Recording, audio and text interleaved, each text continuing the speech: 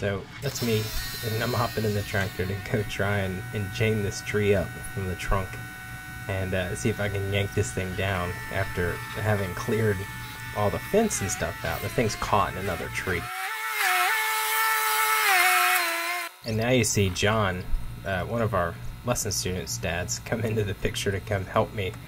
And he actually grabs the chain and helps me back up and move over to a different position so that we can yank this thing out a little bit more. And it starts coming, but it's still not good enough because I just keep yanking on it and it doesn't move at all.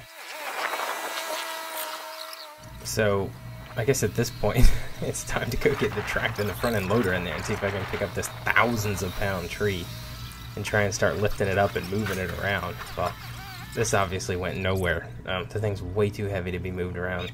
But just in case that thing falls, let me go move the fence rail though, so that I'm not going to take out that one piece. And honestly, what better at this point to do than to whip out the chainsaw and start sawing through the sucker. And, you know, I mean, this is one good idea to another.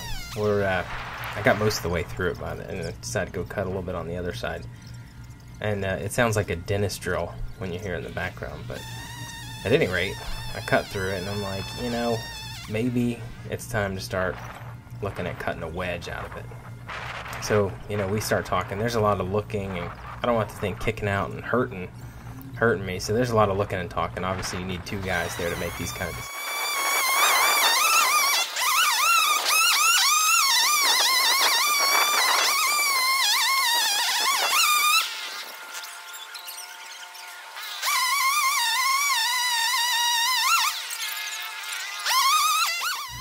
So with lots of decisions and talking and, you know, a little bit of fear about this thing, with the tension still being pulled on it by the tractor, you know, the thing runs out of gas, and we decide to go up and fill it up, you know, at 8 times the speed, done very quickly, and run back down, and go back there and try and kick it off again. Now, being a chainsaw guy, I had no idea that there was a horse risking its life running into the paddock, and you'll see shortly, yeah, there she goes chasing after him, trying to go get him out.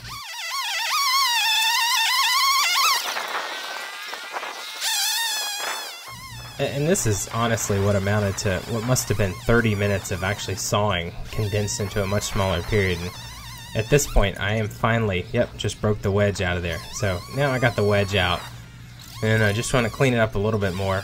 And then time to go hop back in the tractor and try yanking on it some more. So we do a little bit more talking, as any two guys would, and trying to decide if this is dangerous or not.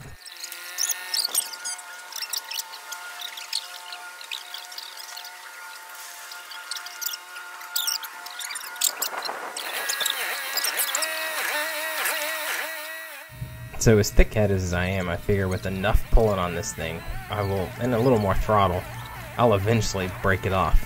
And, you know, you pull on something enough, and you'll eventually get it.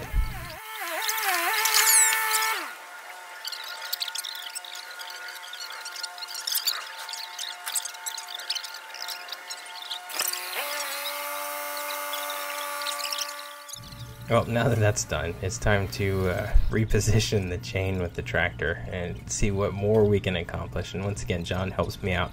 We decided that maybe wrapping it a little higher would give us a little bit more lift in pulling, but you know, at this point the stump is still kind of in the way, not really letting us yank out. And there goes my beautiful wife coming down to help out with some more advice on how to get this done.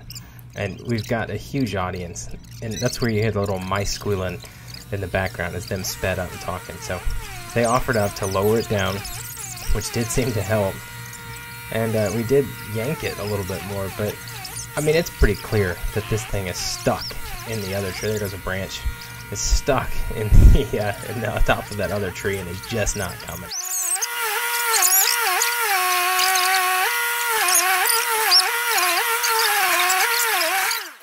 So at this point, despite all the pulling, we've got now Karen and Jess, my wife, coming down to offer up advice on why this isn't working. Karen, the physics major, and how to make this thing pull so that we can get it unstuck from the other tree. So they've offered up a little advice, decided to go back, and then they come back for round 2 of the advice, which consists of digging out a hole from underneath the tree. And I gotta tell you, I found the whole thing hilarious. There's a little kicking going on. Yep.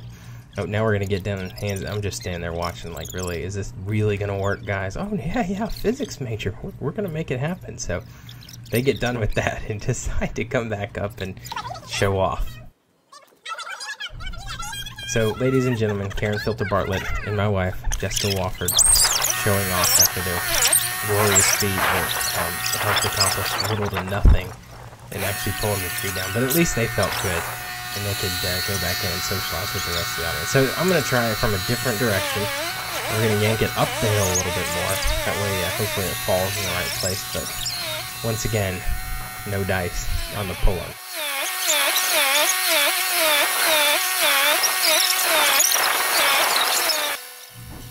So at this point, it just seems relevant to me that it would just make good sense to go and shorten up the chain a little bit and really try yanking at it from a little bit closer. And still, all those mice you hear squealing in the background are the people watching. So I managed to pull it, but you can see that the sucker's just hanging there off the ground. You can see where it's pulling on the other tree. And yeah, we got nothing. So in all honesty, there just wasn't enough firepower to pull this thing down and make it come all the way down to the ground.